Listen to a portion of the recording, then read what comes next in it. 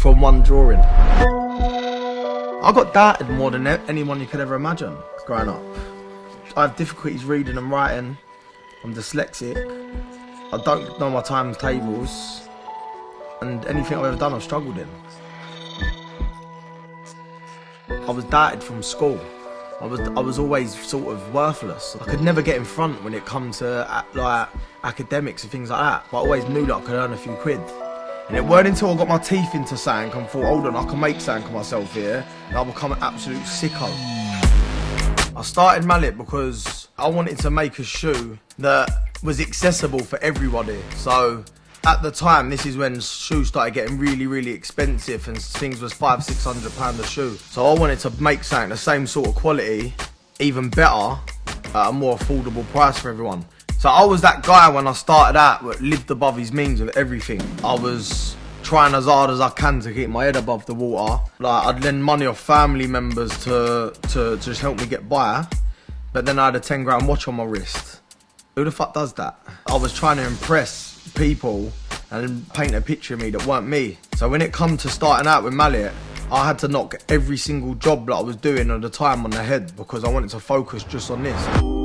I've always been quite big on the law of attraction and things like that. And people say, alright, for example, Conor McGregor's worn your stuff. How does that make you feel? I knew he was going to do it. I knew it.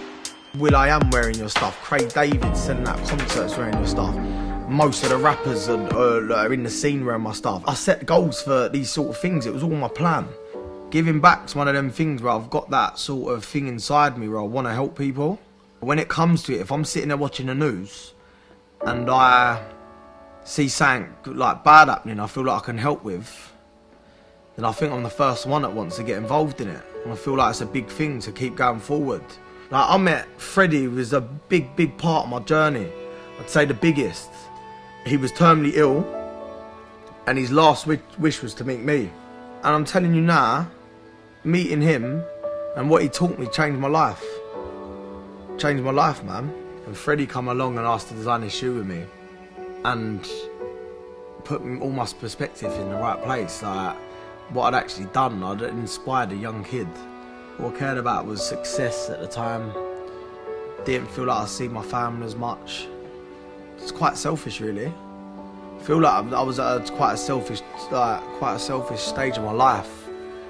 I was sort of in my own world with it, and I just thought I was invincible. But then I've got a 12-year-old kid that ain't got long left, and all he wants is just to meet me. I remember saying, when we design a shoe, that I'll bring it out for him, and all the proceeds go to him. And he turned around and said, "Nah, I don't want the money. I want to give it to charity."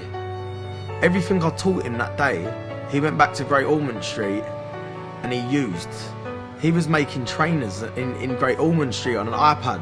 So Freddie was in his hospital room designing these shoes and putting them on his Instagram and like posting them on social media saying, "Concept by myself, these will never ever be made."